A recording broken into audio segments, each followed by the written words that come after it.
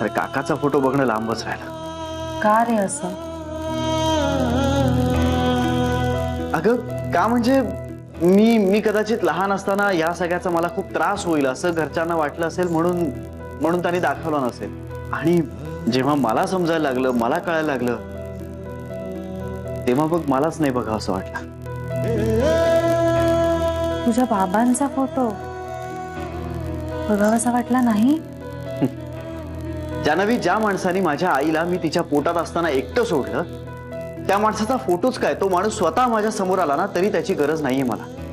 श्री, पण बाबा आहेत रे ते तुझे शेवटी। शेवटीच, आणि त्यांचं स्थानही तेच राहील।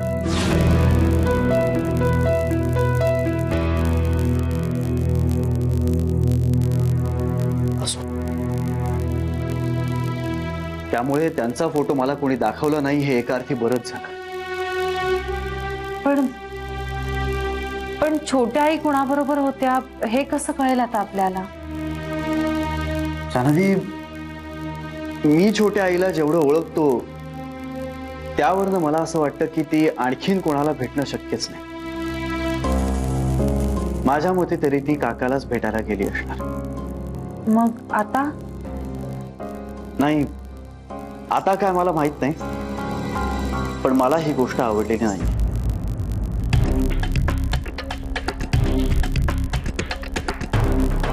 श्री,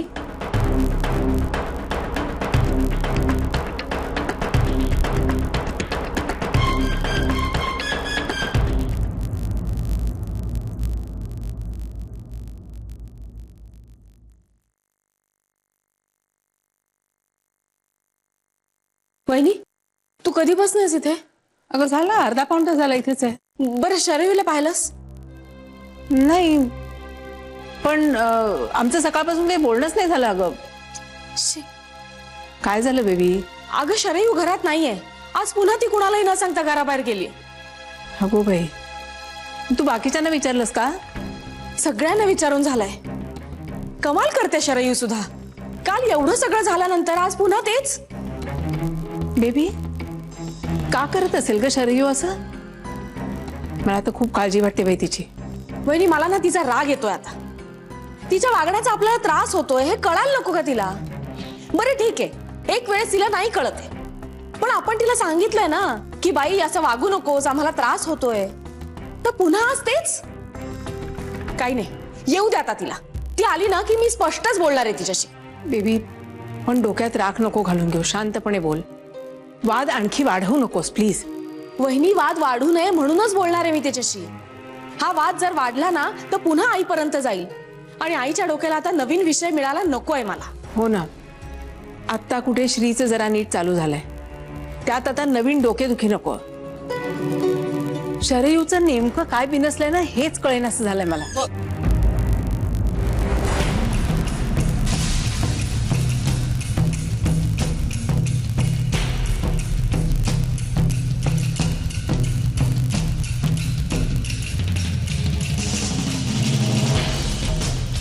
भाजीवाले बेबी वंश उगाच वाद घालत होते माझ्याशी सकाळी। म्हटलं भांडताय कशाला, तुम्ही भाजी द्या ना, मला हवी ती।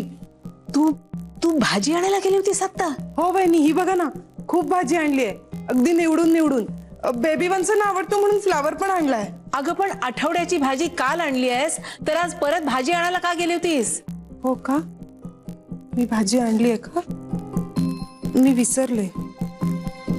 अगं पण तू भाजी आणायला जातेस हे म्हणाली असतीस तर कळलं असतं ना की घरात भाजी आहे म्हणून।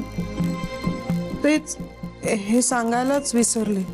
शरयू, काल एवढा गोंधळ झाला, तो तरी लक्षात आहे का तेही विसरलीस? बेबी वंश माझ्या लक्षात नाही आलं। घरातल्या माणसांना सांगून जाणं हे आपसूक झालं पाहिजे, यात विसरण्यासारखं काय आहे? का आपल्याशिवाय घरात माणसं आहेत हेही विसरलीस? बेबी थांब जरा। शरयू, अगं लक्ष कुठे असतं तुझं? हे बघ, इतक्या साध्या गोष्टीत जर तुझा गोंधळ उडायला लागला ना तर सगळं अवघड होऊन बसेल। शरयू, गमतीत होतं तोपर्यंत ठीक होतं, पण त्याचा आता आम्हाला त्रास व्हायला लागलाय, आणि जर तुला विसरायला होत असेल ना तर त्याचा उपाय तू शोधून काढ। गाठ मार, लिहून ठेव, नाही तर वाटेल ते कर। पण या घरात असं तुला शोधत राहणं आणि जीवाला घोर करून घेणं हे आता आम्हाला नाही जमणार. आणि जर तू जाणून बुजून विसरत असशील ना तर याचा आता वेगळ्या पद्धतीने विचार करावा लागेल आम्हाला. वेगळं म्हणजे? बेबी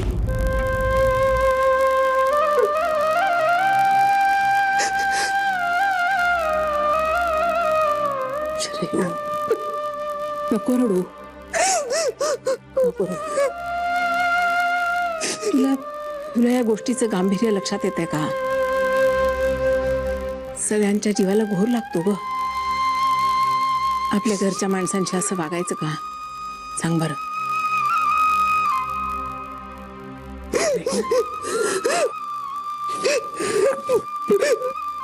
छान.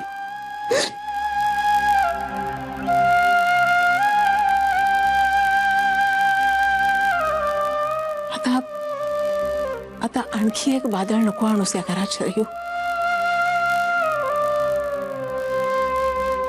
श्री तू म्हणतोयस तसं, छोट्या आई जर तुझ्या काकांना भेटत असतील तर त्यात चुकीचं काय आहे? अरे नवरा आहे तो त्यांचा. दुर्दैवानं. श्री असं का बोलतोयस? आणि एवढा त्रास करून घेण्यासारखं काय आहे त्यात? जान्हवी, एवढा त्रास करून घेण्यासारखं काय आहे यात? जान्हवी आई आहे ती माझी, आणि त्या माणसाने माझ्या आईला कधी काळी खूप छळलंय. कबूल आहे श्री, पण त्या आई आहेत ना तुझ्या, मग त्यांचं भलंबुरं कशात आहे हे त्यांना कळत असणार. नाही कळत. छोट्या आईसारख्या बायकांना स्वतःचं भलंबुरं नाहीच कळत. फक्त लग्न झालंय म्हणून मारहाण करणाऱ्या नवऱ्याचं जोखड आयुष्यभर गुण्यागोविंदानं वाहणाऱ्यातल्या कॅटेगरीतली ती. माझ्या काकानं खूप छळलंय माझ्या आईला आणि त्याच्या आईला सुद्धा. हे बघ श्री, तूच म्हणतोस तुला ते आठवत नाहीये. अरे मग छोट्या आईंना त्यांनी छळलं किंवा नाही छळलं ह्या सगळ्या ऐकीव गोष्टी आहेत की नाही? प्रत्यक्षात काय घडलं हे आपल्याला माहिती नाहीये. अगं जान्हवी, पण मला ज्यांच्याकडून कळलं त्या घरातल्याच आहेत ना, त्या चुकीच्या कशाला सांगतील? श्री चुकीचं असं नाही म्हणत आहे मी, पण एखाद वेळी असं होतं ना की एखादा प्रॉब्लेम आपल्याला जितका गंभीर वाटतो तितका तो नसतो कदाचित. जान्हवी, प्रॉब्लेम गंभीर नसताना तर आईजीने स्वतःच्या पोटच्या पोराला घराबाहेर काढलंच नसतं. आणि मला तो आठवत नसला ना तरी अंधाऱ्या खोलीत रडत बसणारी छोटी आई आठवते मला. माझा काका जे काही वागायचा ना ते खूप चुकीचं होतं, वाईट होतं हे कळण्याचा सेन्स मला त्या वयातही होता. त्या माणसामुळे घराचं वातावरण बिघडतंय हे कळत होतं मला. त्यामुळे ना मला खूप भीती वाटायची या सगळ्याची. आई आजीने जेव्हा काकाला घराबाहेर काढलं ना आणि तो या घरात आता यापुढे नसेल हे जेव्हा सांगितलं ना तेव्हा मला आनंदच झाला. पण या सगळ्यानंतरही जर छोटी आई आणि तुझे काका भेटत असतील तर त्यांच्यातलं नातं अजूनही टिकून आहे. जान्हवी, त्याचीच तर काळजी वाटते मला, त्याचाच तर त्रास होतोय. छोटी आई का करते असं? हे बघ श्री, छोट्या आई तेवढ्या खंबीर नाही आहेत. अरे आई आजीने तुझ्या काकाला जितक्या खंबीरपणे दूर लोटलं तितक्या खंबीरपणे छोट्या आईंना जमलं नसेल. पण जान्हवी, आई आजीचा तो निर्णय योग्य होता याची खात्री आहे मला. आणि एक गोष्ट नक्की, उद्या काहीही झालं तरी या बाबतीत मी आई आजीच्या बाजूनेच उभा राहील.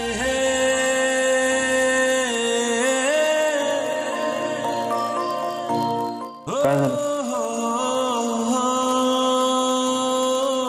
आई आजींच्या बाजूने उभं राहण्यासाठी तुला त्यांच्या बरोबर असावं लागेल.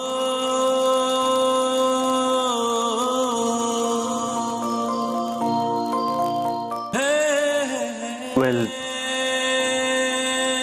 if it comes to that, I will.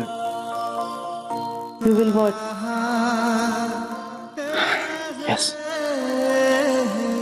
Janhvi, if it comes to that, घरातला एकमेव कर्ता पुरुष म्हणून मी घरी परत येईन.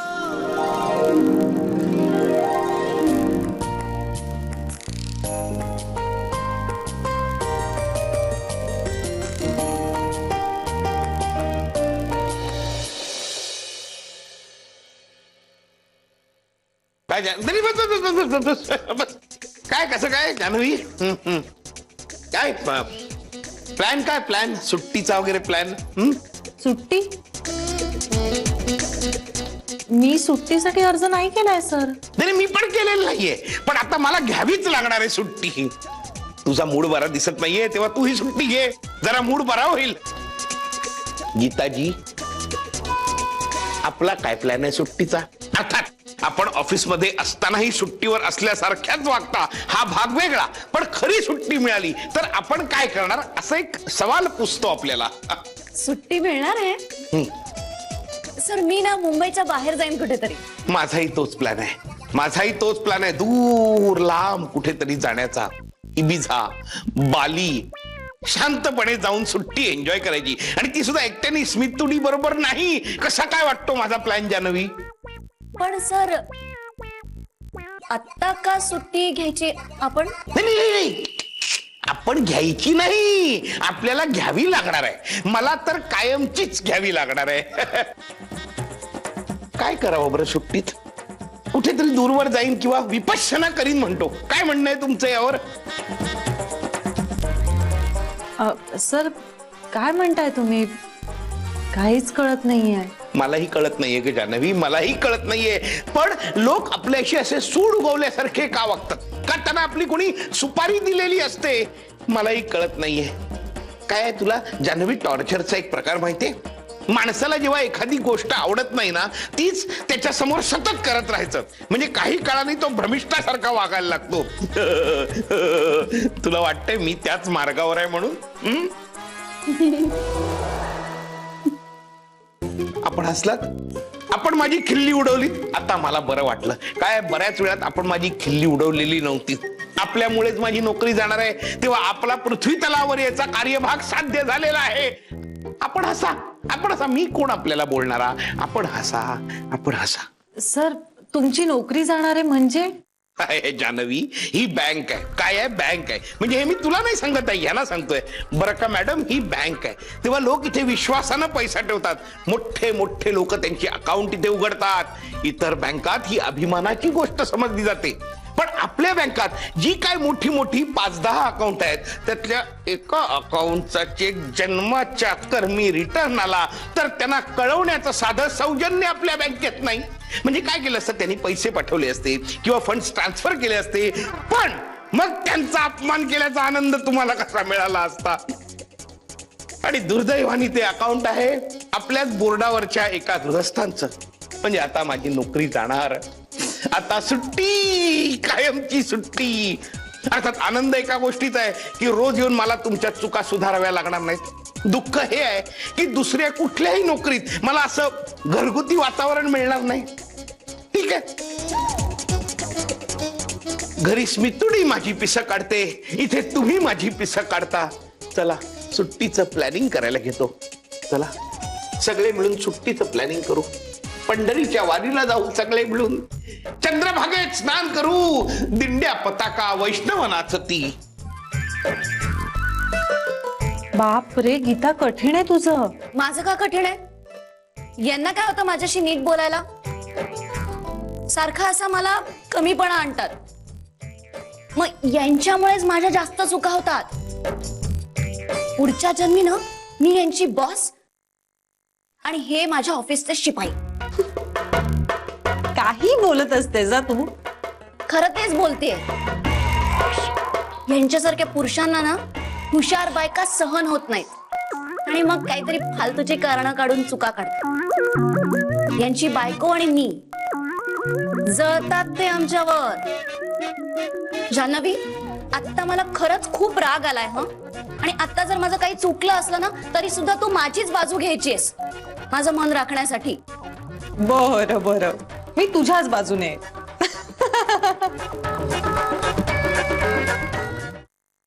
एवढी वर्ष या घरात इतक्या बायका राहत आहेत. भूतकाळ विसरून गुड्या गोविंदानं राहण्याचा प्रयत्न करतायत. पण याआधी कुणाबद्दल असं खरं खोटं करायची वेळ आली नव्हती. कुणाच्या वागण्याबद्दल असे गैरसमज निर्माण झाले नव्हते.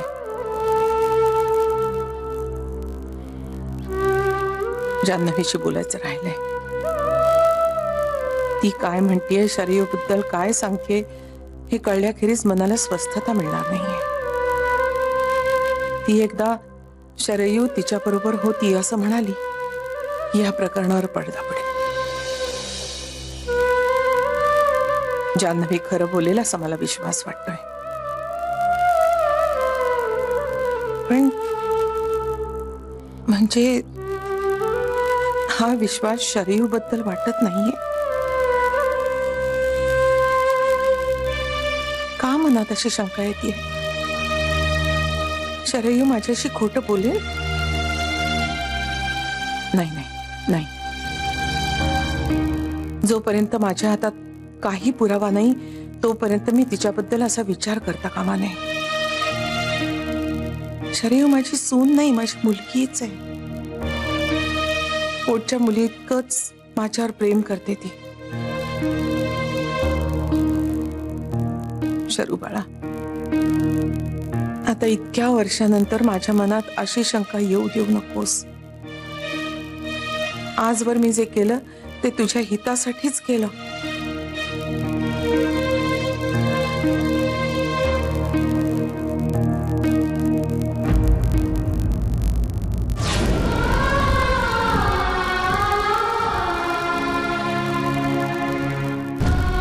स्वतःच्या मुलाला घराबाहेर काढणं सोपं नव्हतं ग.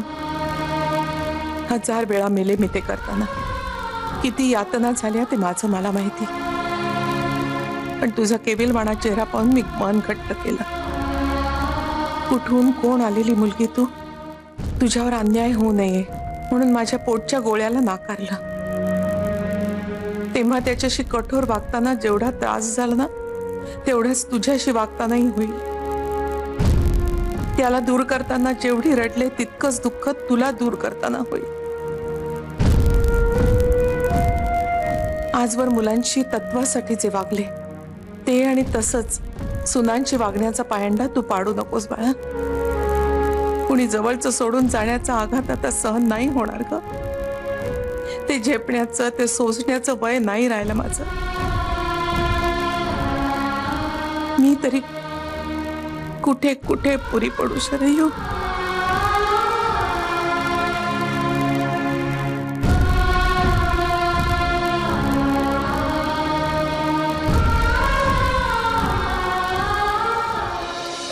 नाही नाही, तुम्ही जे काही मला म्हणाला होता त्यावर विचार केलाय मी. हो मी बोलतो ना. नाही नाही, तुम्ही अजिबात टेन्शन घेऊ नका, मी बोलतो ताईसोबत. हो हो अगदी. आणि काय नाही नाही, हो ती नाही का म्हणणार? नाही नाही, मी बोलतो ना तिच्याशी व्यवस्थित. हो, आणि तुम्ही जसं सांगितलंय तसं अगदी आत्मविश्वासानेच बोलेन. ओके, मी कळवतो तुम्हाला. बाय. कोणाचा फोन होता? जानूशी काय बोलणार आहेस तू? आई, ते मी तुला सगळं नंतर सांगतो. पेंट्या, मला सगळं आत्ताच्या आत्ता सांग, नाही तर मी तुला घराच्या बाहेरही पडू देणार नाही. अगं आई, आत्ता तुला काही नीट कळणार नाही म्हणून म्हटलं की सांगतो मी नंतर. अरे मग नीट समजावून सांग ना मला. बरं आई, आता भाऊजी गोखले गृहोद्योग सोडणार आहेत की नाही? म्हणजे हे आता नक्की ठरलं का? हो, म्हणजे त्या आजींनी त्यांना बाहेर काढलंच आहे ना कंपनीमधून. जानूशी बोलायला पाहिजे एकदा. हो, हा बोलणार आहे ना जानूशी? आई, मी बोलणार नाहीये, सांगणार आहे तिला. गोखले गृहोद्योग काय एकमेव कंपनी नाहीये जिथे भाऊजी काम करू शकते. होईल सगळं ठीक, काळजी करण्यासारखं काहीच नाही. अरे पण शेवटी घरचा धंदा आहे ना तो. घबाड आहे घबाड. त्यांना म्हणावं जरा नमतं घ्या आणि अजिबात कंपनी वगैरे काही सोडू नका. अगं पण भाऊजी दुसरा बिझनेस करू शकतील. पिंट्या, अरे तुला वाटतं तेवढं हे सगळं सोपं नसतं. बाबा कसं आहे ना, काही फायनान्सर्स रेडी आहेत भाऊजींसोबत बिझनेस करायला. आणि मला असं वाटतं की भाऊजींनी नमतं घ्यायला नको. त्यांनी त्या आजींना दाखवून दिलं पाहिजे की भाऊजी सुद्धा दुसरा बिझनेस करू शकतात. पण मग ह्या तू जानूशी बोलण्यासारखं काय? अगं आई, म्हणजे फायनान्सर, पैसा, ह्या सगळ्या गोष्टी ताई जास्त चांगल्या पद्धतीने बोलेल ना भाऊजींसोबत. अरे पण मग तू कशाला या लष्कराच्या भाकऱ्या भासतोयस? हा, तू शांत राहा ना. तू कशाला याच्यात मध्ये पडायला पाहिजे? आणि हे बघ पेंट्या, दोन मोठी माणसं ज्यावेळेस भांडत असतात ना तेव्हा आपण त्याच्यात न पडलेलं बरं. आणि होईल काय, कुठल्याही क्षणी ते एकत्र येतील आणि सगळं खापर आपल्या माथ्यावर फुटेल. त्यापेक्षा आपण आपला फायदा बघावा आणि गप्प बसावं. आई मीही माझा फायदाच बघतोय. अगं बाई, पेंट्या, नक्की काय चाललंय तुझं? आई त्या बिझनेसमध्ये मी भाऊजींचा बिझनेस पार्टनर असणार.